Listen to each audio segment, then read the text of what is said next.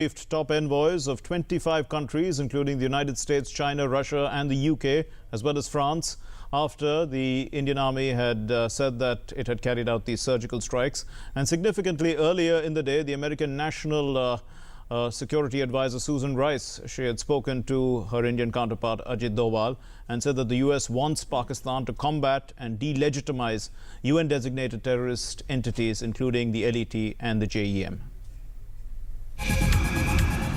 The shock and outrage that pervaded the country after the Uri attack was only assuaged somewhat when Prime Minister Narendra Modi had promised retaliation and punishment for the culprits. आतंकवाद ये मानवता का दुश्मन है और आतंकवाद के सामने न हिंदुस्तान झुका है न हिंदुस्तान झुकेगा आतंकवाद को परास्त करके रहेगा. While the army formulated its strategy, the government too went to work, mapping out a political and diplomatic strategy to isolate Pakistan and expose its sinister designs on the international stage.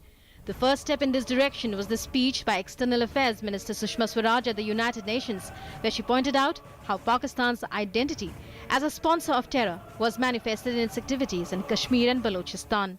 अगर कोई देश इस तरह की रणनीति में शामिल नहीं होना चाहता तो मेरी मांग है कि हम उसे अलग थलग कर दें, क्योंकि दुनिया में ऐसे देश हैं जो बोते भी हैं तो आतंकवाद, उगाते भी हैं तो आतंकवाद, बेचते भी हैं तो आतंकवाद और निर्यात भी करते हैं तो आतंकवाद. आतंकवादियों को पालना कुछ देशों का शौक बन गया है. ऐसे शौकीन देशों की पहचान करके उनकी जवाबदेही सुनिश्चित की जानी चाहिए और ऐसे देशों को भी चिन्हित करना चाहिए जहां संयुक्त राष्ट्र द्वारा प्रतिबंधित आतंकवादी सरेआम जलसे कर रहे हैं, प्रदर्शन निकालते हैं, जहर उगलते हैं और उनके ऊपर कोई कार्रवाई नहीं होती. A red-faced Pakistan approached UN Chief Ban Ki-moon with evidence against India. It was a step that backfired, as the UN Secretary General rejected Pak's claims and instead directed Sharif to sort matters out through talks. Further, a proposed legislation to declare Pakistan a sponsor of terror in the US Parliament has made it evident that it was fast on its way to being isolated. Prime Minister Modi has himself called for the political isolation of Pakistan both at various international fora and at home. Pakistan के हुक्मरान सुन ले, हमारे 18 जवानों का बलिदान बेकार नहीं जाएगा. भारत सफल रहा है पूरे दुनिया में आपको अलग थलग करने के लिए और हम उसको तेज करेंगे और पूरे विश्व में आपको अकेला रहने के लिए हम मजबूर करके रहेंगे. India's next diplomatic success was when not just New Delhi but Bangladesh, Bhutan and Afghanistan to announce that they would be boycotting the summit in Islamabad due to Pak's continued abetment of terror in the region. American Secretary of State John Kerry spoke to External Affairs Minister Sushma Swaraj on Wednesday night, assuring her of full support in India's war against terror.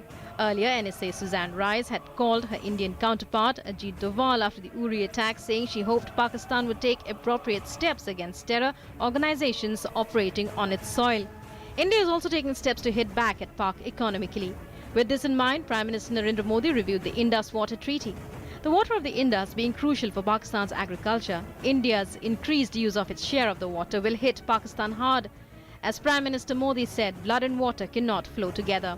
In addition, India is reconsidering the most favoured nation status it had granted its neighbour 20 years ago. This would make goods exported from India to Pakistan costlier. Clearly, with all the efforts being put in place by the army and the government in the past 10 days in particular, it's only a matter of time before a cornered Pakistan is forced to buckle down and act against terrorism emanating from its soil. Newsnight Desk, DD News.